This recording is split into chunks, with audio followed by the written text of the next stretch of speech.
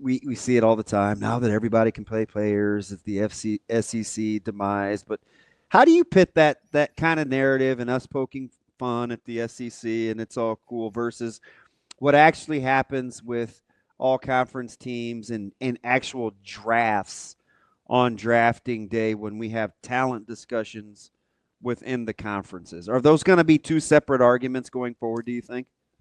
I mean, I think they are. One of the tweets that got mocked endlessly this year was the Senior Bowl director, Jim Nagy, put out there that he knows the SEC is the best conference in the country and it deserves more teams in the playoff because he watches so much film and they're inviting all of these players from the conference to the Senior Bowl. And I understand that there's a world in which the draft represents talent with a capital T, but you guys know just as well as I do that just because a guy doesn't get drafted doesn't mean that he isn't a very important, impactful college football player that has a ton of value. Like what they're looking for in the draft isn't necessarily the same thing as being a better college football player. I mean, guys, we see it a lot. Like guys get drafted in the NFL off. It's just it's the same conversation in a lot of ways as recruiting, and then versus high school production or just production in general. And then you magnify it in the NFL where who was it? Ezekiel Ansah was drafted and barely played. He was a top 10 pick. And so you're looking for production. You're looking for, or not production, you're looking for measurables, you're looking for potential and all of these things. And that's no different in the NFL draft. And so I do think like we get overexcited about how many first round picks are on a team. And sometimes those aren't even the best players on the same team. And so it's, the conversation of being a great football team isn't just how many draft picks come off of it, or a great conference isn't how many first round picks come out of that conference. It's part of the conversation. And the SEC might lead the way, but no one who actually watched football and wasn't just already wired to think the SEC was the best conference ever would look at Oklahoma and look at Vanderbilt and these other teams and be like, well, they went 6-6, but really they're like a 9-win team. I just don't think that's true. Like I think they had a down year and that happens. And next year they might be right back to where they were before. And that's just a cycle that happens in athletics. Like I genuinely think the Big Ten and the SEC are superior to the ACT and the Big 12 if you stack it up across. But between themselves, it's just a matter of sort of how things fall as to which conference is quote unquote better year in and year out. And this year, it very much to me was the Big Ten, and I think we saw that play out. Hey, real quick, Schaefer, I've been asking. I'm curious to get your thoughts, especially with some of the rankings and the way too early top 25 for 2025. Number one, would you rather be in the Big 12 or the ACC? And are you surprised if your answer is the Big 12? That just like 3 or 4 years ago, we thought that conference was in big trouble. I think the Big 12, in large part because there's no team that is positioned to just kind of dominate. So if you're in the Big 12 and you get the right infrastructure, you could rip off like what we saw Arizona State do, and then they went and competed against Texas. Like I think several teams could do that year in and year out at the Big 12. Like I don't know that there's anyone that's just positioned in such a way that they're going to dominate. If Utah can stay out of its own way and health-wise, Utah can be a program that can play in the college football playoff and is a matchup that people wouldn't be excited about getting.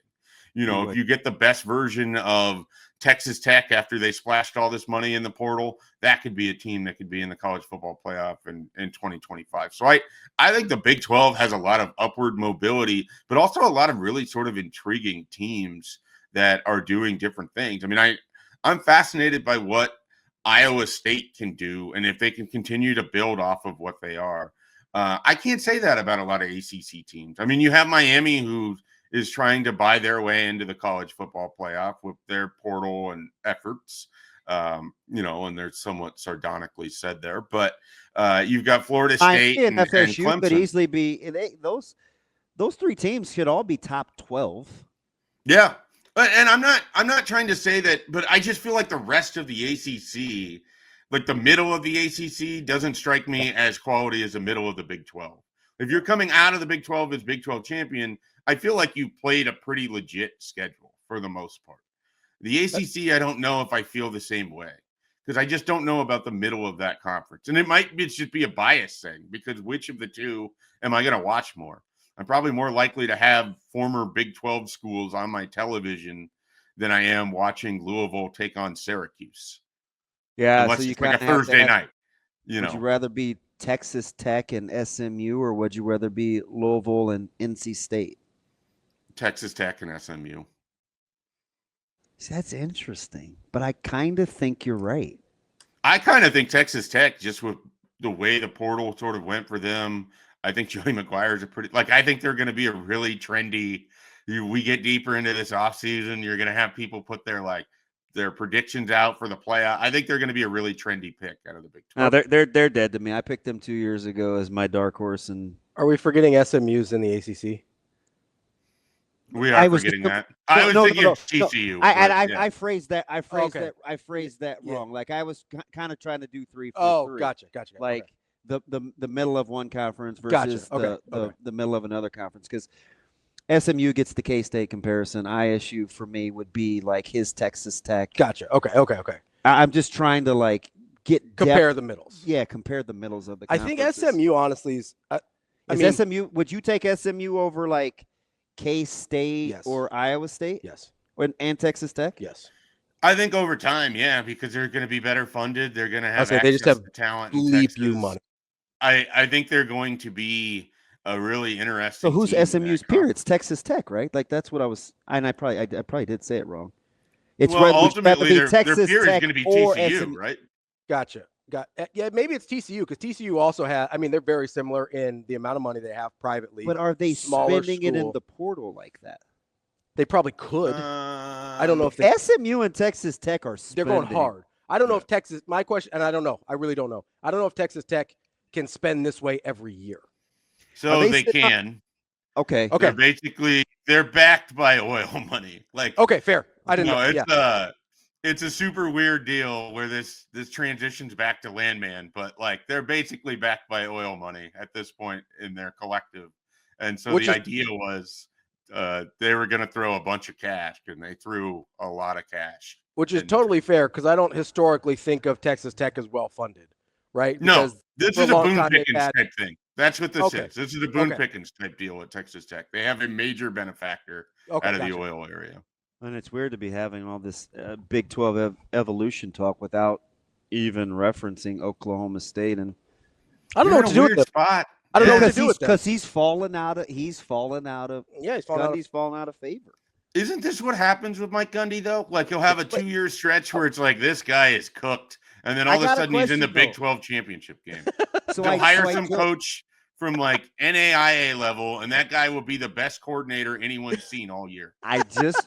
Schaefer, I joked early. This is probably a couple months ago with Ravi about Gundy, and I said, does he have a Stoops 2.0 reboot to like his Lincoln Riley run to get Okie State right? And does he? I don't know who it is, but he's done that before. I mean, he's done it where he went out and he found the defensive coordinator. I can't remember. Jim Knowles. He had Jim Knowles at one point. I mean, he's found guys. I can't remember who the coach was that he went down to the D2 level, pulled this guy out to be his offensive coordinator, and they had the big year. I mean, he had Dana Holgerson in 2010. Mike Gundy, I think, knows coaches. He is a certified crazy person with a capital C. But I think that guy knows football at a super high level. And he's successful in what is an outpost because he knows football at a really high level. It doesn't work year in and year out. It takes kind of the right sort of situation for everything to come together. But he's a hard guy to bet against. He's just a strange individual. I keep waiting for him to leave Oklahoma State, and yet here we are. It appears like he keeps trying. I think he's wanted out for a while, but I don't. I don't know that any school is like, you know what we want? This guy. All right. So we had this conversation earlier about me thinking on the fly real time, and it's always dangerous because sometimes I end up disagreeing with my own thoughts. Let me ask one more time. Are we sure we rather be the Big 12?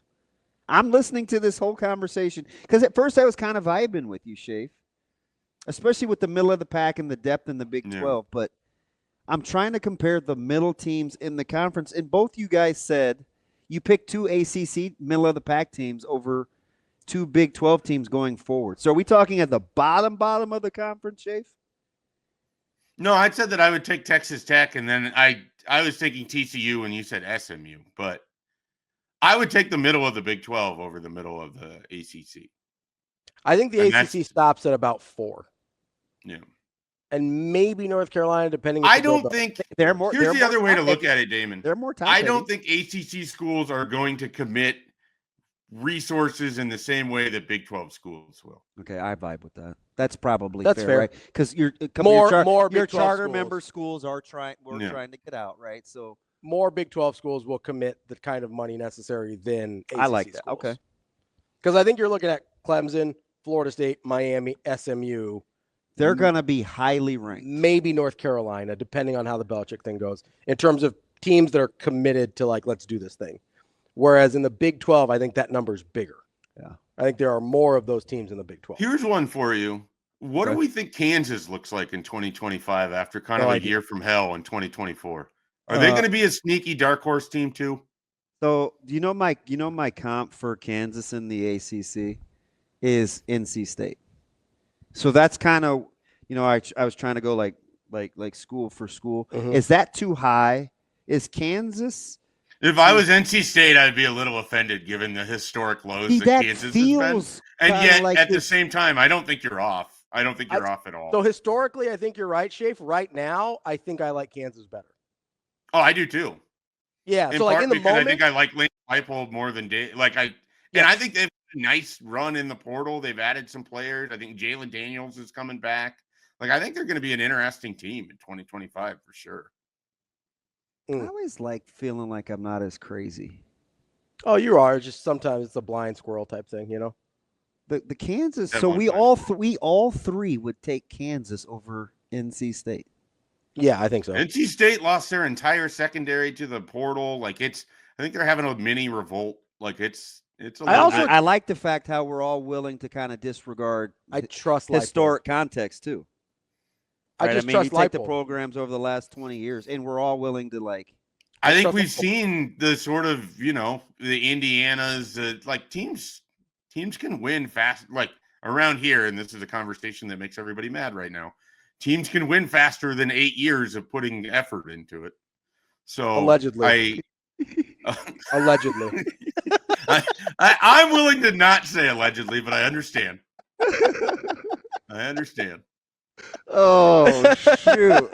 Schaefer, real quick, got like 30 seconds here, okay? Yep. I gave DB a scenario. Would you take Marcus Freeman over Dabo Sweeney? Yeah. Marcus Freeman over Brian Kelly. That one's tougher. I still think Brian Kelly's a really good coach, also a crazy person. I would rather play for Marcus Freeman, so give me that answer. If you're hiring a coach, Marcus Freeman or Ryan Day?